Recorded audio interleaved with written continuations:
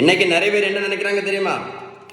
சுகருக்கும் ப்ரெஷருக்கும் மாத்திரை மட்டும் போட்டால் போதும் சரியாயிரும் அப்படின்னு நினைக்கிறாங்க. அப்படி யாருக்கா சரியா இருக்கா? மாத்திரை மட்டும் போட்டதுனால சொல்லுங்க சார். இன்னும் நிறைய பேர் என்ன நினைக்கிறாங்கன்னா, நடைபயிற்சி மட்டும் பண்ணால் போதும் இந்த வயரம் குறைஞ்சி போயிடும், நடைபயிற்சி மட்டும் பண்ணால் போதும் சுகர் மாத்திரையை நிறுத்திடலாம், ப்ரெஷர் மாத்திரையை நிறுத்திடலாம், கெட்ட கொலஸ்ட்ரால் மாத்திரையை நிறுத்திடலாம், இன்சுலினை நிறுத்திடலாம் அப்படின்னு யாராவது நிறுத்தியிருக்காங்களா? நடைபயிற்சி மட்டும் பண்ணி சொல்லுங்க சார். நல்லா கேட்டுடுங்க.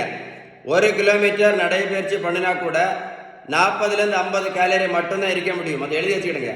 அதனால நடைபயிற்சி மட்டும் பண்ணி எந்த மாத்திரையும் கண்டிப்பாக நிறுத்த முடியாது, இந்த வெயிட்டும் கண்டிப்பாக குறைக்க முடியாது.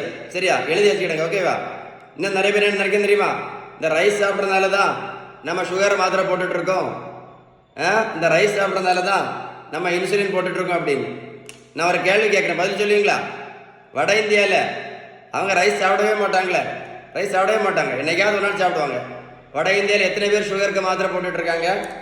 வட இந்தியாவில் எத்தனை பேர் இன்சுலின் போட்டுட்டு இருக்காங்க? கமெண்ட்ஸில் எழுதுங்க சார், பதில் எழுதுங்க. இன்னும் கொஞ்சம் பேர் கொய்யா இலை, இது என்னது படிச்சு பார்த்தீங்களா? படிச்சு பார்த்தீங்களா? இது கருவேப்பிலை, கரிஞ்சீரகம், இது என்னது கொய்யா இலை, வெந்தயம், ஆவாரம்பூ, இது என்னது நெல்லிக்காய் ஜூஸ், நாவல் பழம், இதெல்லாம் நல்லதுதான். இது நான் என்ன கேட்குறேன் அப்படின்னா, இதெல்லாம் சாப்பிட்ட பிறகு கூட சுகருக்கு ஒரே ஒரு மாத்திரை சாப்பிட்டுட்டு இருந்த பேஷண்ட்டு இப்போ 3 மாத்திரை போட்டுட்டு இருக்காங்களே. சுகருக்கு மாத்திரை மட்டும் போட்டுட்டு இருந்த பேஷண்ட்டு இப்போ இன்சுலின் சேர்த்து போட்டுட்டு இருக்காங்களே.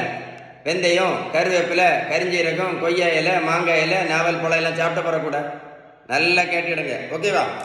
சுகர், ப்ரெஷர், கெட்ட கொலஸ்ட்ரால், உடல் பருமன், இந்த 4க்குமே காரணம் என்னன்னு கேட்டால் இன்னும் யாருக்குமே தெரியாது. இதுதான் சங்கடமான விஷயம். நல்லா கேட்டுடுங்க.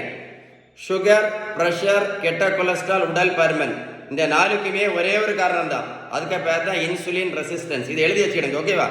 நீங்கள் மருத்துவத்தில் உள்ள எந்த புத்தகத்தானு எடுத்து படிச்சு பாருங்க.